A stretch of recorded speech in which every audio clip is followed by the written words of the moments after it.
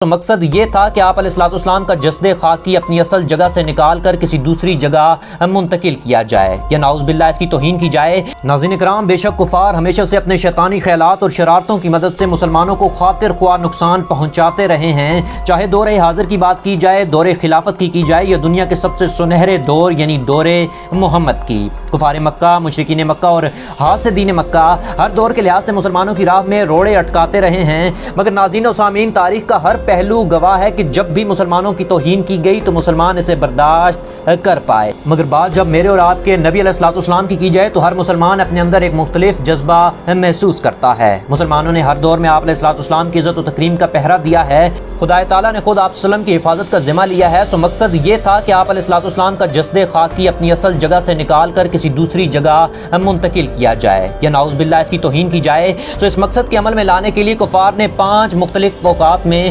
5 مختلف سازشیں تیار کی، پر ہر دفعہ خدا تعالیٰ نے ذلت ان کا مقدر لکھی۔ حضرت علی رضی اللہ تعالیٰ عنہ نے بھی اپنی شہادت سے پہلے اپنے جسم کی توہین کے ڈر سے یہ فرمایا کہ مجھے اونٹنی پر رکھ دیا جائے اور جہاں وہ رکے مجھے وہاں دفن کر دیا جائے تاکہ میری قبر کا کسی کو اندازہ نہ ہو سکے۔ کفار نے یہ جسارت کیسے کی اور ان کے انجام پھر کیا نکلا سب جانتے ہیں، پر ناظرین اس سے پہلے اگر چینل پر نئے ہیں تو ضرور سبسکرائب اور بیل آئیکن دبا دیجئے۔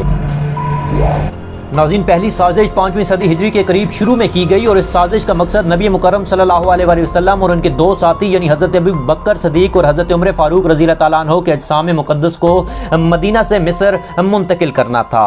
ابن نجار نے اس بات کی وضاحت کی ہے کہ با امراللہ نامی حکمران اس وقت مصر پر مسلط تھا اور اس کی رائے کے مطابق نہایت لالچی اور ظالم شخص تھا۔ داروز نامی کچھ لوگ اس کے حامی تھے اور اس کے پیروکار تھے، پر یقیناً خدا کی لعنت ہو اس شخص پر۔ وہ چاہتا تھا کہ تمام دنیا کی توجہ مصر کی طرف بڑھے اور اس مقصد کے لیے اس نے مکہ اور مدینہ کے گورنر عبد الفتاح کو حکم دیا کہ ان اجسام کو وہاں منتقل کیا جائے۔ اس شخص نے مصر میں ایک عالی شان عمارت بنوا رکھی تھی اور نعوذ باللہ اس کا خیال تھا کہ وہ آپ علیہ السلام کا روزہ منتقل کرنے میں کامیاب ٹھہرے گا۔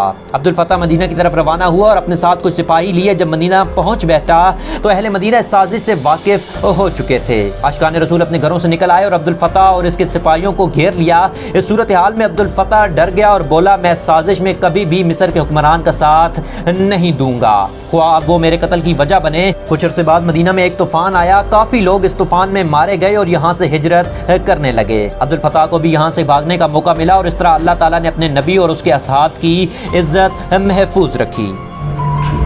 عبد الفتاح تو اپنی جان بچانے میں کامیاب رہا، مگر مصر کا حکمران امراللہ اپنی شیطانیوں سے باز نہ آیا اور اس مرتبہ ابن سدون لکھتے ہیں کہ امراللہ نے اس سازش کو کامیاب بنانے کے لیے خفیہ طور پر کچھ لوگوں کو مدینہ بھیجا جو آپ صلی اللہ علیہ وآلہ وسلم کے مزار مبارک کے قریب رہائش پذیر تھے۔ ان لوگوں کا مقصد تھا کہ آپ صلی اللہ علیہ وآلہ وسلم کی قبر مبارک تک ایک سرنگ کھودیں گے اور اپنے شیطانی مقصد میں کامیاب ہوں گے، مگر اس دفعہ خدا کی قدرت تھی کہ آسمانی بجلی کے ساتھ لوگوں نے آواز سنی کہ کہا جا رہا تھا کہ تمہارے نبی علیہ السلام کی قبر کھودی جا رہی ہے۔ تمام مدینہ میں ہلچل مچ گئی اور اسی دوران ان مجرموں کو پکڑ کر قتل کر دیا گیا۔ ناظرین، تیسری سازش سلطان نور الدین زنگی کے دور میں ہوئی جب 2 صلیبیوں نے سرنگوں کے ذریعے آپ علیہ السلام تک پہنچنے کی کوشش کی۔ اس کوشش سے پہلے سلطان نے خواب دیکھا جس میں آپ صلی اللہ علیہ وسلم نے 2 سیاہ رنگ اشخاص کی طرف اشارہ فرمایا اور کہا، نور الدین مجھے ان 2 لوگوں سے بچا لو۔ سلطان نے یہ خواب 1 نہیں 2 نہیں بلکہ 3 مرتبہ دیکھا۔ تیسری مرتبہ وہ اپنی نیند سے بیدار ہوئے اور فوراً اپنے ایک وزیر کو یہ خواب بیان کیا۔ وزیر نے مشورہ دیا کہ ہمیں فوراً مدینہ روانہ ہو جانا چاہیے اور ساتھ یہ بھی کہا کہ آپ کو یہ خواب کسی دوسرے کے سامنے بیان نہیں کرنا چاہیے۔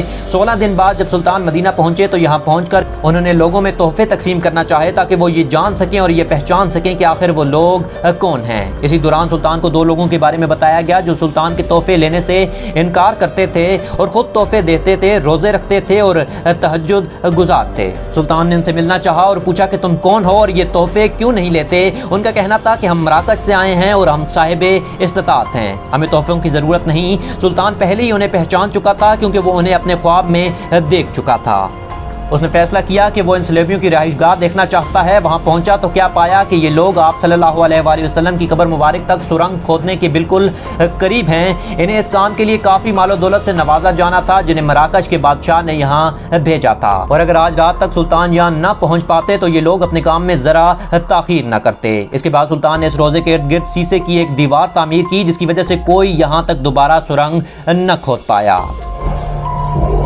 चौथी साजिश में मिस्र के कुछ सलेबी कैदी शामिल थे जो अपने ऊंटों पर मिस्र से रवाना हुए। शाम पहुंचकर इन्होंने कुछ कश्तियां बनाई और इन कश्तियों की मदद से वो मक्का मदीना पहुंचना चाहते थे। इन लोगों का बुनियादी मकसद आप अलैहिस्सलाम के मज़ार तक रसाई हासिल करना था। इस दरमियान इन लोगों ने दर्जनों काफिले लूटे, दर्जनों कश्तियों को आग में जला दिया और इस शैतानी काम की तरफ गामजन थे। मदीना पहुंचने से कुछ देर पहले इनका सामना मराकश के हाजिब लूलू नामी कबीले से हुआ जो समुद्री महारत में कमाल रखते थे। यहाँ पहुंचकर इन्हें गिरफ्तार किया गया और अक्सर सलेबियों को कत्ल कर दिया गया। पांचवी साजिश को अल-तबरी ने बयान किया है, जिसमें हलफ शाम से कुछ लोग मदीना आए और मदीना के हुक्मरान से कहा कि हमें हजरत अबू बकर सदीक और हजरत उमर रज़ी अल्लाह तआला अन्हु के जिस्म अक़दस चाहिए। जिस पर हुक्मरान इन लोगों के साथ मिल बैठा और अपने दरबान से कहा कि रात के वक्त अगर कुछ लोग मस्जिद का दरवाज़ा खटखटाएं तो उन्हें आने देना और ज़्यादा सवालात मत करना। हालांकि सवाब नामी ये दरबान इन लोगों की हकीकत पहले से जान चुका था। वो काफ़ी परेशान था। रात के वक्त जब दरवाजे पर दस्तक हुई तो उसने दरवाज़ा खोला और उसके मुताबिक उसने एक एक करके तमाम गुस्ताखों को गिनना शुरू किया। उसके मुताबिक ये 40 अफराद थे जिनके पास मुख्तलिफ औजार थे। बाबुल इस्लाम से गुजरने के बाद जब ये रोज़ा रसूल के करीब पहुंचे तो उस वक्त एक अजीब जल्जला आया और ये सब जमीन में धंस गए। गवर्नर इन सब के लौटने का इंतजार कर रहा था। मुझे बुलाया गया तो मैंने बताया कि वो सब जमीन में धंस चुके हैं। गवर्नर ने खुद जाकर देखा और खौफजदा अल्फाज में कहा कि इस मामले को रफा कर दो और इसका इल्म किसी को ना होने देना। इस तरह अल्लाह ताला ने अपने नबी और अपने असहाब की इज्जत महफूज रखी। कुफार ने अपनी साजिशें इस्तेमाल की, लेकिन यकीनन दोस्तों अल्लाह बेहतरीन हिकमत अमली तैयार करने वाला है। उम्मीद है वीडियो में आपने जरूर कुछ जाना होगा, लेकिन हजरत अली रज़ी अल्लाह तआला अन्हु की शहादत का तमाम वाक़या जानने के लिए स्क्रीन पर क्लिक करें और वीडियो पसंद आई तो हक जरूर अदा कर दीजिए। अल्लाह हाफिज़।